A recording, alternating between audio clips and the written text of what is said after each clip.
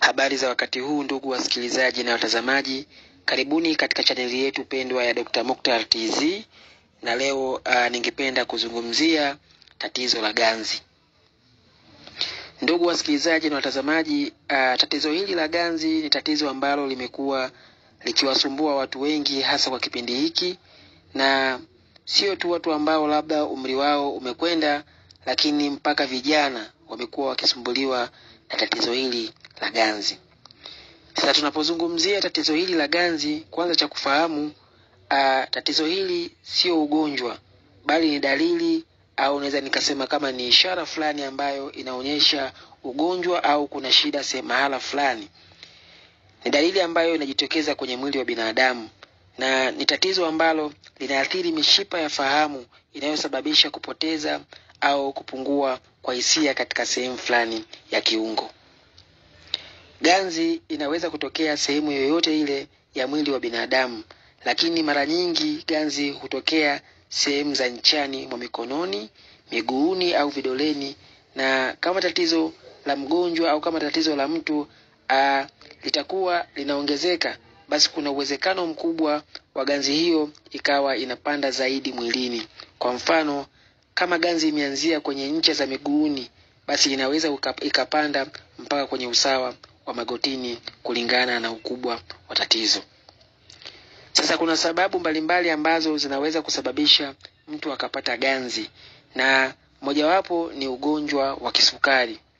Ndugu wasikilizaji na watazamaji, kama tunavyofahamu kwamba wagonjwa wengi wa kisukari huwa wanapata tatizo hili la ganzi kwa sababu kisukari kinaathiri mishipa ya fahamu ya mikononi na miguuni. Hapa kuna kitu kitaalamu ambacho tunakiita diabetic neuropathy, ambayo ni uharibifu wa mishipa ya fahamu unaosababishwa na viwango vya juu vya glucose katika damu kwa muda mrefu. Sasa ile sukari inayozidi kwenye damu kwa muda mrefu husababisha mkusanyiko wa bidhaa zenye sumu, yani accumulation of the toxic byproduct kama vile sorbitol na fructose ndani ya seli za mishipa ya fahamu. Hali hii inasababisha uvimbe na kuharibika kwa mishipa ya fahamu. Sio hivyo tu, hali hii hupunguza mtiririko wa damu katika mishipa midogo inayohudumu mishipa ya fahamu, hivyo kuzuia upatikanaji wa oksijeni ya kutosha na virutubisho muhimu vya afya ya nerves. Sasa matokeo yake, mishipa ya fahamu inapoteza uwezo wake wa kusafirisha ishara za hisia kutoka katika viungo vya pembeni kama vile mikono au miguu kwenda kwenye ubongo, hali inayosababisha kutokea kwa ganzi au mtu kupata ganzi.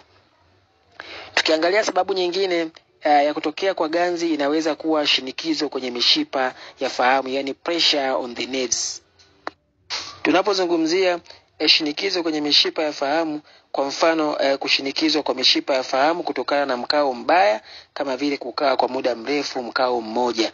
Unakuta muda mwingine mtu amekaa mkao mmoja kwa muda mrefu, hali ambayo inafanya ile circulation, yani mzunguko wa damu unakuwa ni mdogo sehemu ile, basi mtu anaweza akapata ganzi. Au unakuta mtu mwingine amesimama muda mrefu bila kubadilisha position.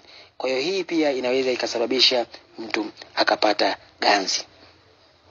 Sababu nyingine inaweza kuwa upungufu wa vitamin B12.